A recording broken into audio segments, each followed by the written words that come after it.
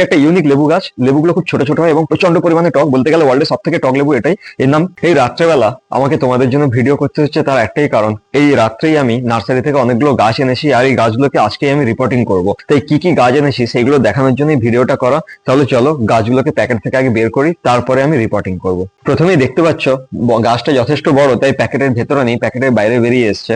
এটা হচ্ছে রেড গোলাপ। গাছটা কিন্তু বেশ বড় সাইজের এবং খুব হেলদি গাছ, যথেষ্ট মোটা। এটা হচ্ছে ফার্স্ট। আর এই প্যাকেটে অনেকগুলো গাছ রয়েছে, একটু সাবধানে বের করতে হবে। এটা হচ্ছে ইনকা গাঁদা,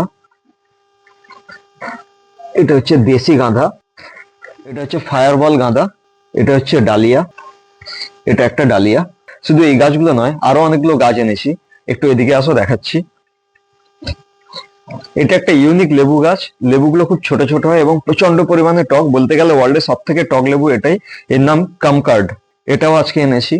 সাথে দুটো নারকেল গাছ এনেছি, এটা হচ্ছে মালয়েশিয়ান গ্রিন আর এটা হচ্ছে গঙ্গাবর্ধন। প্রচুর পরিমাণে ডাব পেতে গেলে গঙ্গাবর্ধন আমাদের সব থেকে বেস্ট, আর প্রচুর মানে খুব বড় সাইজের নারকেল পেতে হলে এই মালয়েশিয়ান গ্রিনটা খুব ভালো। সঙ্গে আরো একটা গাছ আছে, সেটা হচ্ছে আমেরিকান জবা। এই জবা গাছটাও এর সাথে আনা হয়েছে। এর কালারটা খুবই সুন্দর। ফুলটা ছিল, ফুলটা এখন শুকিয়ে গেছে তাই দেখাতে পাচ্ছি না।